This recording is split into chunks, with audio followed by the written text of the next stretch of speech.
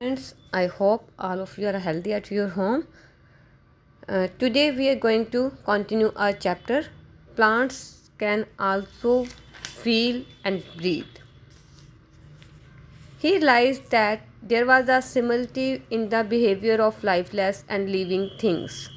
उनका ये उन्होंने ये महसूस किया, उनको इस बात का एहसास हुआ कि आम जिंदगी और जो कुछ चीज़ें हैं जिनमें जान होती हैं उनमें बहुत ज़्यादा समानता पाई जाती है। ज़िंदगी निर्जीव और संजीव वस्तुओं में कुछ ना कुछ समानता जो होती है। It was however not easy to convince others, पर ये बात दूसरों को समझानी आसान न थी। People hold on to their old beliefs and don't like to change them. लोग अपने पुराने विचारों में उलझे होते हैं और वो किसी भी कीमत पर उनको बदलना नहीं चाहते। Both suggested that the animal, vegetables and minor kingdoms were one had a great deal in common.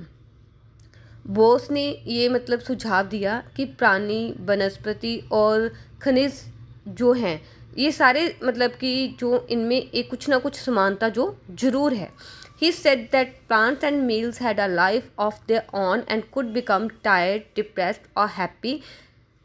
कहते उन्होंने कहा कि जो प्लांट्स, पौधे हैं और जो मेटल्स हैं उनमें भी ज़िंदगी होती है और वो भी थकावट को महसूस करते हैं, वो भी निराश होते हैं और वो भी खुश होते हैं। People laughed at him, they did not take him seriously. लोगों ने उन पे हंसना शुरू किया, उनको गंभीरता से नहीं लिया।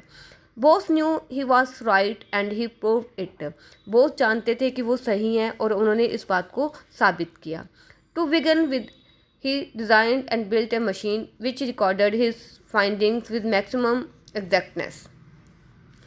बोस ने एक मशीन पर अपना जो कार्य है वो शुरू किया। वो मशीन जो कि सब कुछ रिकॉर्ड कर सकती थी कि क्या की चीज़ें कैसे अपने आप को जो है अपनी प्रतिक्रियाएं करती हैं। This was a crescograph, the amazing instrument which record the growth of plants. तो वो मशीन कौन सी थी? क्रेस्कोग्राफ, जो कि पौधों में हो रही बढ़ोतरी, उनकी ग्रोथ को नाप सकती थी। It magnifies the moment of plants tissue 10,000 times and can record the reaction of plant to manures, noise and other stimuli. कहते ये पौधों के तंतुओं की गति जो है वो 10,000 गुना बढ़कर बतलाती थी तथा जो खाद उनमें कि प्लांट्स में जो खाद डाली जाती थी, जो शोर होता था, ठीक है, उनकी दूसरी चीज़ों के प्रति जो उनकी प्रतिक्रिया होती थी, उन सबको ये दिखाती थी। The crescograph prove that Bose had not been wrong. तो क्रेस्कोग्राफ मशीन ने ये साबित कर दिया कि बॉस गलत नहीं थे।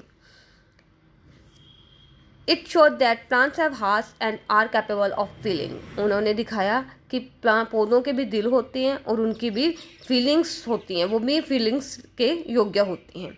The crescograph indicated the plants have a keen sight and react to rays of light and wireless waves. कहते उन्होंने कि ये भी दिखलाया कि पौधों की दृष्टि तेज होती है, वो प्रकाश की किरणें और जो तरंगे आती हैं उनके प्रति रिएक्शन करती हैं, प्रतिक्रियाएं करती हैं। The machine prove that plants have a special sense which tells them of the approach of a stranger. कहते इस मशीन ने ये भी साबित कर दिया कि पौधों में एक विशेष चेतना शक्ति होती है, जो जब भी कोई उनके निकट जाता है तो वो रिएक्ट करती हैं, उनको पता चल जाता है कि कोई अजनबी जो है उनके पास आ रहा है। The story of this great scientist will not be complete without some mention of his concern for India and her people.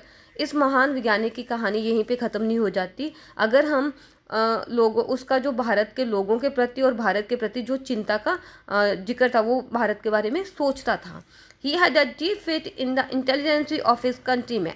उसे अपने देश के लोगों में की जो बुद्धिमत्ता है उसमें बहुत ज़्यादा विश्वास था। Bose was certain that they were as capable of doing great things today as their ancestors had done in the past। Bose ये पूरी तरह इस बात पर निश्चित था कि भारत के लोग आज भी उतना बढ़िया काम करने में माहिर हैं जितने कि उनके पूर्वज पास्ट में करते थे। In an address at a convocation of the University of Mysore in November 1927, Sir Jagdish Chandra Bose spoke about India's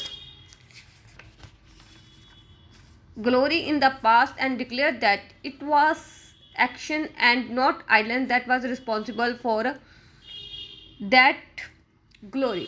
तो उन्होंने मतलब कि सर जगदीश चंद्र बोस ने एक कन्वोकेशन होती है जब डिग्री मिलती है हमें, तो उसमें उन्होंने साबित कर दिया कि जो मैसूर में हुई थी ये 1927 में, तो उन्होंने वहाँ पे ये घोषणा की थी कि जो हमारा मतलब कि अगर हम किसी भी काम को जिम्मेवारी से करते हैं तो उसमें आलस्य नहीं होना चाहिए, हमें बिल्कुल आइडल्स को त्याग देना चाहिए। He believed that there could be no happiness for a single person unless it had been one for all।